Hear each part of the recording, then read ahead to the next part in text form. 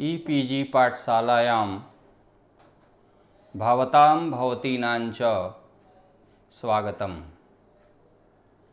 मम नाम रामराज उपाध्यायः, श्री लाल बहादुर शास्त्री राष्ट्रीय संस्कृत विद्यापीठस्य पौरोहित्य विभागे उपाचार्योऽस्मि। शुक्ल यजुस्संहिता इति विषयम् अवलम्ब्य अहम् अत्र समुपस्थितोऽस्मि। अत्र माध्यन्दिनसंहितायाः परिचयः, काण्वसंहितायाः वैशिष्ट्यम्, अन्ये विषयाः विवेचिताः भविष्यन्ति। भवन्तः जानन्ति, वेदेषु द्वितीयं स्थानमस्ति शुक्लयजुर्वेदस्य, यस्य नाम शुक्लयजुस्संहिता अस्ति। अस्मिन् के विषयाः सन्ति? एतेषां सर्वेषां विषयाणां विवेचनम् अत्र भविष्यति। आदौ प्रस्तावना प्रस्तूयते।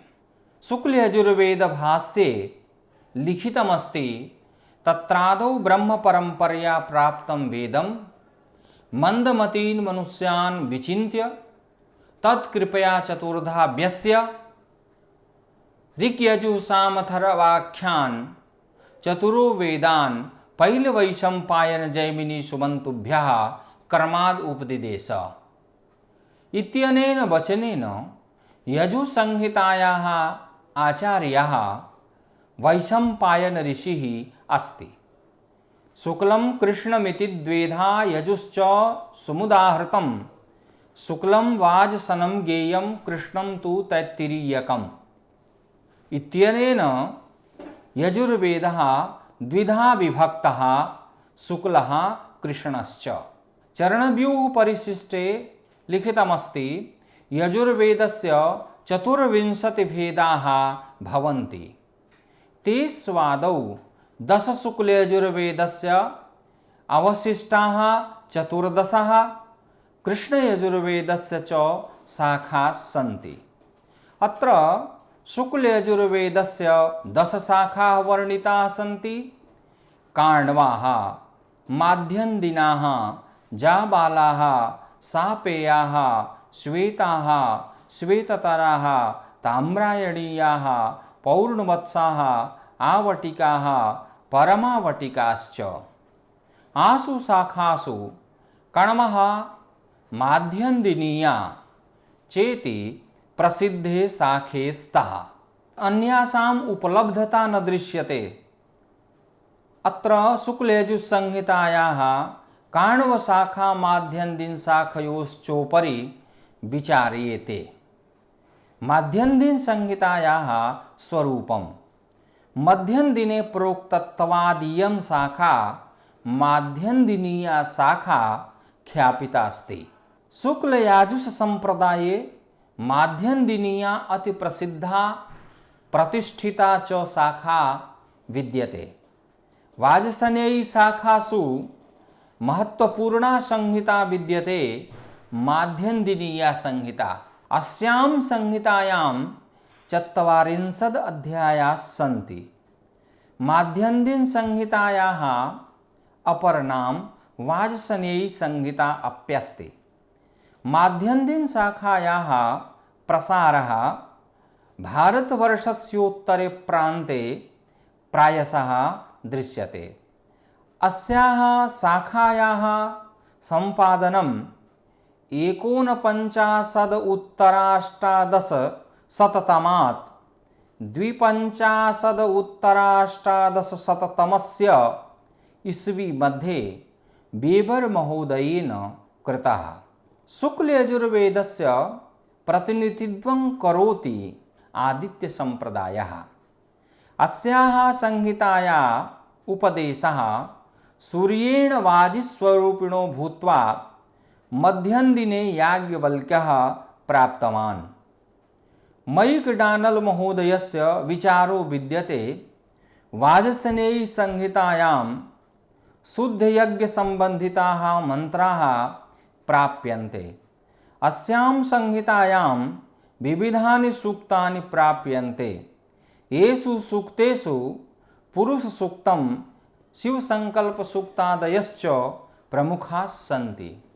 15 वाजसेनेयी संहितासु माध्यन्दिनी संहिता महत्वपूर्णा अस्ति। काण्वसंहितायाः स्वरूपम्। काण्वसंहिता अपि 40 अध्यायात्मिका विद्यते। अस्यां संहितायां 4 दशकाः सन्ति। सर्वेषु दशकेषु 10 अध्यायाः सन्ति। 4 दशकेषु 40 अध्यायाः सन्ति। अस्यां संहितायाम् 28-300 अनुवाकाः 86-200 मन्त्राश्च सन्ति। तालिका माध्यमेन अस्य ज्ञानं सुखदपूर्वकं कर्तुं शक्यते। यथा प्रथमे अध्याये 10 अनुवाकाः सन्ति, अत्र 50 मन्त्राः प्राप्यन्ते। द्वितीये अध्याये 7 अनुवाकाः 60 मन्त्राश्च प्राप्यन्ते। तृतीये अध्याये 9 अनुवाकाः 670 मन्त्राः प्राप्यन्ते। चतुर्थे अध्याये 10 अनुवाकाः 49 मन्त्राः। पंचमे अध्याये 10 अनुवाकाः 55 मन्त्राः। षष्ठे अध्याये 8 अनुवाकाः 50 मन्त्राः। सप्तमे अध्याये 22 अनुवाकाः 40 मन्त्राः। अष्टमे अध्याये 22 अनुवाकाः 32 मन्त्राः। नवमे अध्याये 7 अनुवाकाः 40 मन्त्राः। दशमे अध्याये 6 अनुवाकाः 43 मन्त्राः। द्वितीये दशके एकादशे अध्याये 10 अनुवाकाः 47 मन्त्राः। द्वादशे अध्याये 7 अनुवाकाः 85 मन्त्राः। त्रयोदशे अध्याये 7 अनुवाकाः 1600 मन्त्राः। त्रयोदशे अध्याये ये मन्त्राः आसन् ते जातं। चतुर्दशे अध्याये 7 अनुवाकाः 65 मन्त्राः। पंचदशे अध्याये 9 अनुवाकाः 35 मन्त्राः। षोडशे अध्याये 7 अनुवाकाः 85 मन्त्राः। सप्तदशे अध्याये 8 अनुवाकाः 64 मन्त्राः। अष्टादशे अध्याये 7 अनुवाकाः 86 मन्त्राः। एकोनविंशत्यध्याये 9 अनुवाकाः 43 मन्त्राः। विंशति अध्याये 5 अनुवाकाः 46 मन्त्राश्च प्राप्यन्ते। तृतीये दशके पश्यन्तु, एकविंशतिध्याये 7 अनुवाकाः 600 मन्त्राः।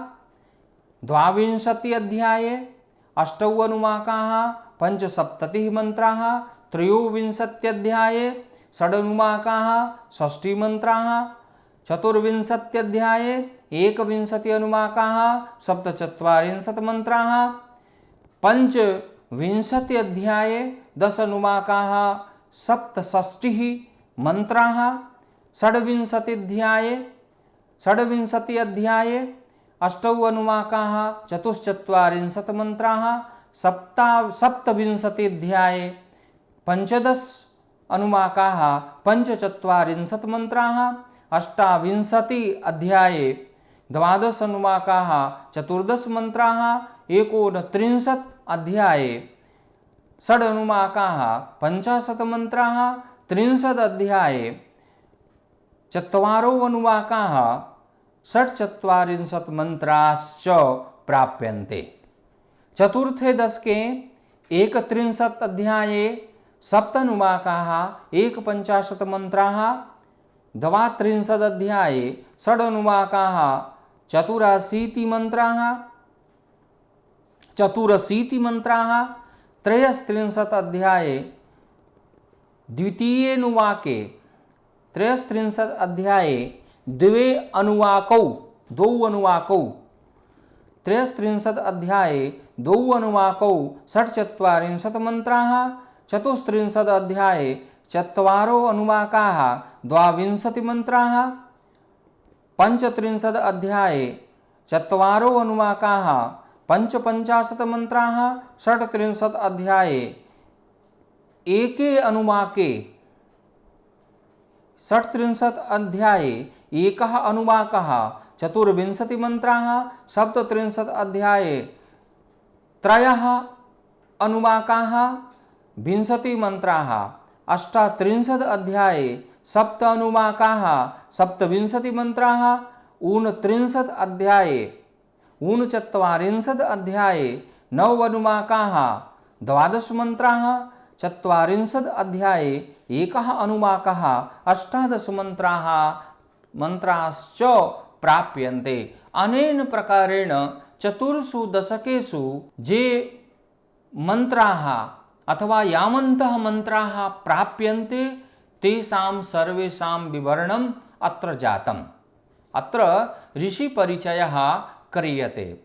अविदित्वा ऋषिं छन्दो दैवतं योगमेव च जो अध्यापयेत् जपेद वापि पापीयान् जायते तु सः इत्यनेन श्लोकेन ऋष्यादीनां ज्ञानम् आवश्यकम् अस्ति। ऋषयो मन्त्रदृष्टारः इति प्रसिद्धेन वाक्येन सर्वेषां मन्त्राणां दृष्टारः ऋषयः सन्ति। सर्वासु संहितासु मन्त्राः प्राप्यन्ते, अर्थात् सर्वासां संहितानां मन्त्राणां च ज्ञानं तावत् पूर्णं न भवति यावत् ऋषीणां ज्ञानं न स्यात्। अत्रास्मिन् प्रकरणे ऋषीणां परिचयः कुर्मः। शुक्लयजुर्वेद संहितायाः द्विधा विभजनं पूर्वोक्तम्। उभयोः दृष्टा ऋषि याज्ञवल्क्य कण्वौ स्तः। अत्रानयोः ऋषयोः परिचयः कुर्मः। याज्ञवल्क्य ऋषेः परिचयः। पुराणानामनुसारेण शुक्लयजुर्वेदस्य प्रवर्तका ऋषयः आसन् याज्ञवल्क्य महोदयाः। विष्णुपुराणे अस्य ऋषेः नाम ब्रह्मराज सूत अपि आसीत्। भागवत महापुराणानुसारेण याज्ञवल्क्यं देवराज सुतम् अपि कथ्यते। ऐतरीय ब्राह्मणानुसारेण विश्वामित्रस्य शिष्येषु एको आचार्यः देवरात आसीत् यस्य संज्ञा सुनःसेप् अभवत्। अन्येषु पुराणेषु याज्ञवल्क्यं विश्वामित्रकुलीनं मन्यते। याज्ञवल्क्यस्य गुरोर्नाम वैशम्पायन आसीत्। याज्ञवल्क्यस्य पुत्रस्य नाम कात्यायनः, पौत्रस्य च नाम वररुचिः आसीत्। बृहदारण्यकोपनिषदनुसारेण याज्ञवल्क्यस्य अपर नाम वाजसनेय आसीत्। अस्य उपनिषदः भाष्यभूमिकायां भगवत्पादाः शङ्कराचार्याः वदन्ति यज्ञस्य वक्ता यज्ञवल्क्य आसीत्। तस्य पुत्रस्य नाम याज्ञवल्क्यो अभवत्। शतपथ ब्राह्मणस्य अनुसारेण याज्ञवल्क्यम् उद्दालक आरुणेः शिष्यम् आसीत् इति उक्तमस्ति। याज्ञवल्क्यस्य 15 शिष्याः आसन्। कण्वऋषेः परिचयः।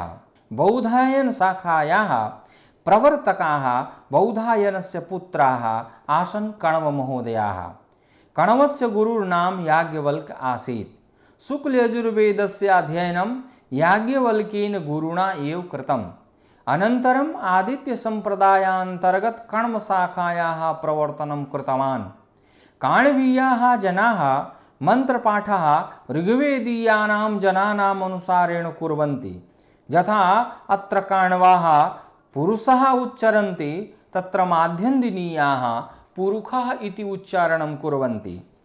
वैदिकसाहित्यस्य इतिहासे कण्वऋषेः प्रकरणे प्राप्यते। राहुकर्जी महोदयानुसारेण कण्वऋषेः वंशवृक्षाणाम् अवलोकनं कर्तुं शक्यते।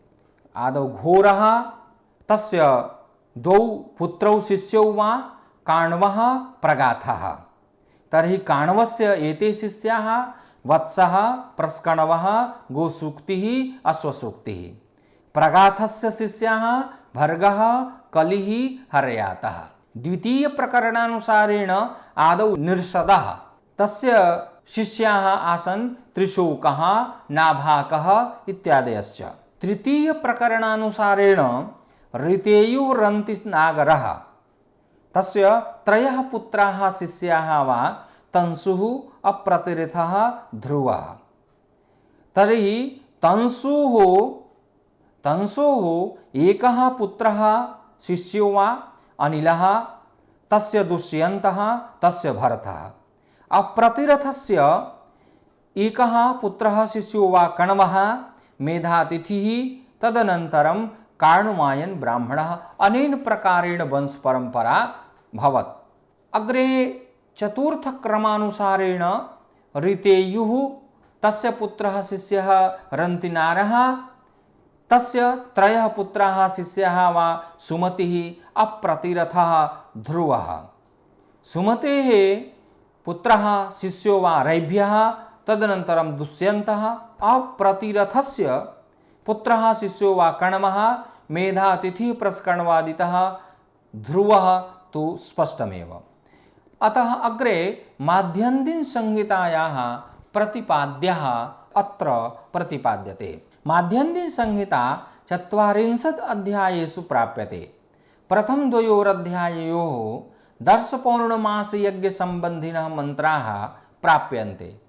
तृतीयेऽध्याये अग्निहोत्रस्य चातुर्मासस्य च मन्त्राः प्राप्यन्ते। चतुर्थाध्यायतः अष्टमाध्यायपर्यन्तं सोमयागानां वर्णनम् अस्ति। नवम दशमाध्याययोः वाजपेयराजसूययागादिविषयिकाः तत्सम्बन्धी मन्त्राश्च सन्ति। एकादशाध्यायतः अष्टादशाध्यायपर्यन्तम् अग्निचयनादिप्रकरणस्य वर्णनम् अस्ति। एकोनविंशाध्यायतः एकविंशाध्यायपर्यन्तं सौत्रामणियज्ञस्य विधानम् अस्ति। द्वाविंशाध्यायतः पञ्चविंशाध्यायपर्यन्तम् अश्वमेधयज्ञस्य विधानम् अस्ति। षड्विंशाध्यायतः 29 यावत् खिलमन्त्राणां प्रयोगः दृश्यते। 30तमेऽध्याये पुरुषमेधस्य वर्णनम् अस्ति। 31तमेऽध्याये पुरुषसूक्तम् अस्ति। 32 अध्यायतः 33 अध्यायं यावत् सर्वमेधयज्ञस्य वर्णनम् अस्ति। 34तमेऽध्याये शिवसङ्कल्पसूक्तम् अस्ति। 35तमेऽध्याये पितृमेधस्य वर्णनम् अस्ति। 36 अध्यायारभ्य 39 अध्यायपर्यन्तं प्रवर्गयागस्य वर्णनम् अस्ति। 40तमेऽध्याये ईशावास्योपनिषद् विद्यते। अनेन 40 अध्यायेषु विषयाः वर्णिताः सन्ति। माध्यन्दिनसंहितायाः भाष्यकाराः।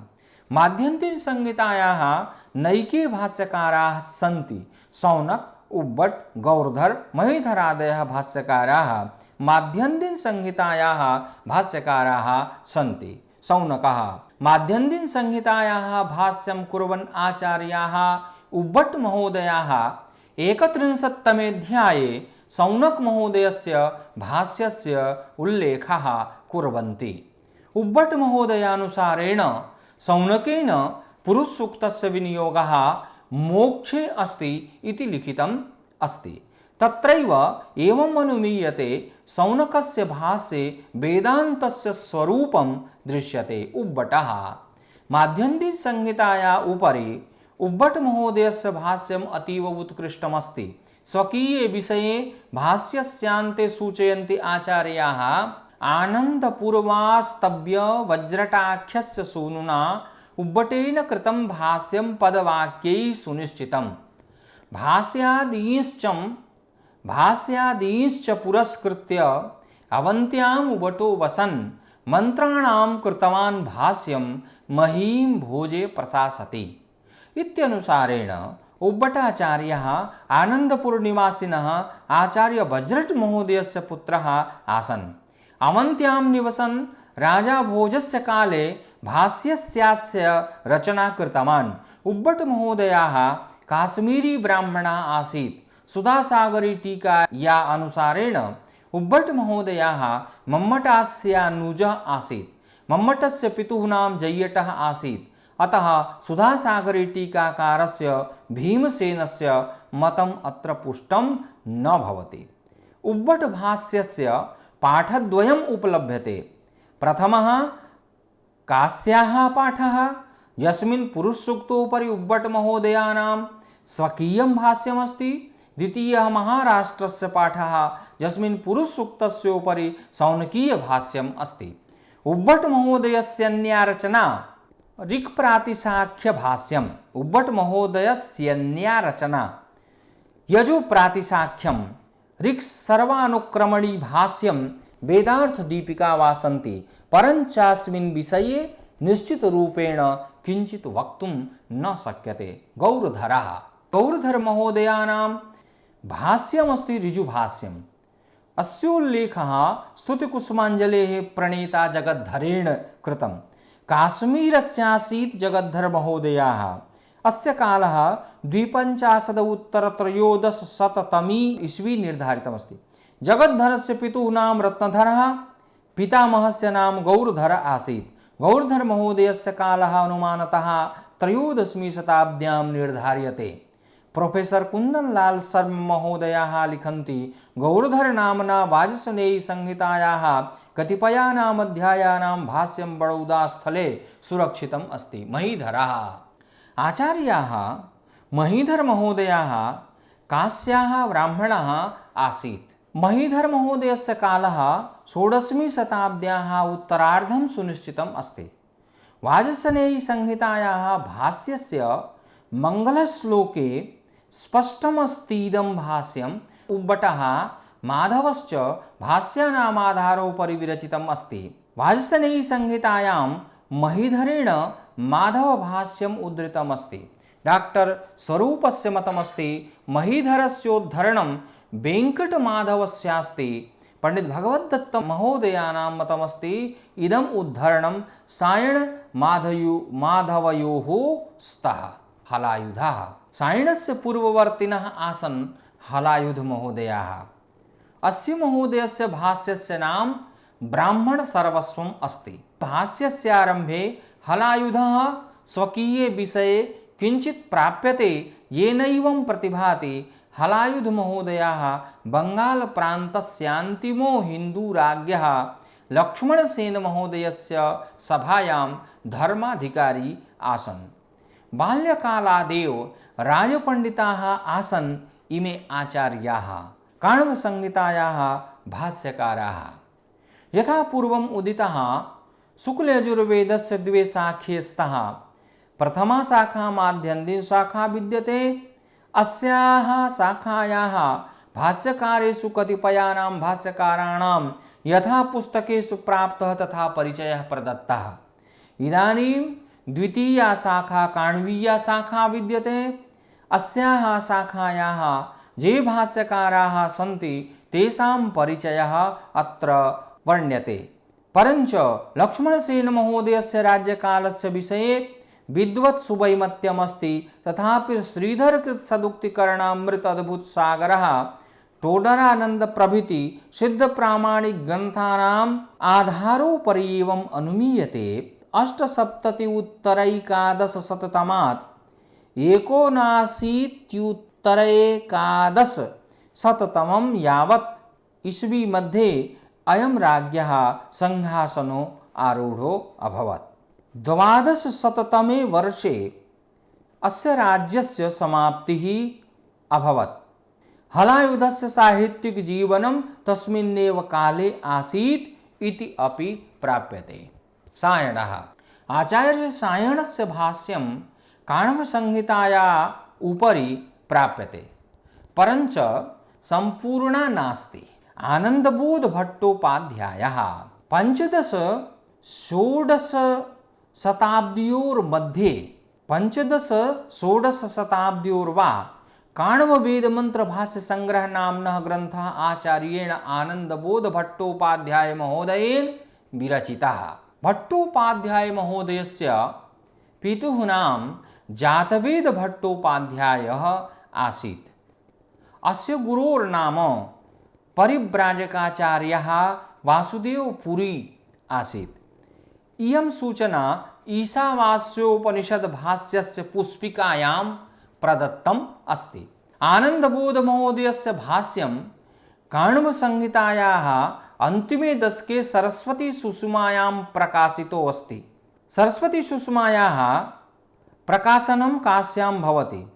विदितमस्ति काण्वसंहिता 4 दशकेषु प्राप्यते। अन्तिमं दशकम् 31 40 अध्यायं यावत् प्राप्यते। अवशिष्टेषु दशकेषु अपि भाष्यं प्राप्यते। आनन्दबोधमहोदयस्य भाष्ये उद्भटकृत माध्यन्दिन संहिता भाष्यस्य किञ्चित् दिग्दर्शनं भवति, तथापि मौलिकतायुक्तं भाष्यम् अस्ति अस्य महोदयस्य। इदं भाष्यं सुबोधगम्यम् अस्ति। अस्मिन् भाष्ये देवता ऋषि छन्दानां च निर्देशोऽस्ति। अनन्ताचार्यमहोदयः अस्याचार्यस्य निवासः काशी आसीत्। अनन्ताचार्यमहोदयस्य मूलनाम अनन्तभट्ट आसीत्। अनन्तभट्टमहोदयस्य भाष्यं कण्वसंहितायाः उत्तरार्धे प्राप्यते। अनन्ताचार्यमहोदयात् पूर्ववर्तिनः आसन् सायणमहोदयाः। यजुप्रातिशाख्योपरि हस्तलिपिः अतिप्राचीनं प्राप्यते। अनन्ताचार्यमहोदयस्य कण्वकण्ठाभरणे याजुषसर्वानुक्रमण्याः होलीभाष्यस्य एको उद्धरणं प्राप्यते। अस्य महोदयस्य भाष्ये महीधरमहोदयस्य छाया दृश्यते।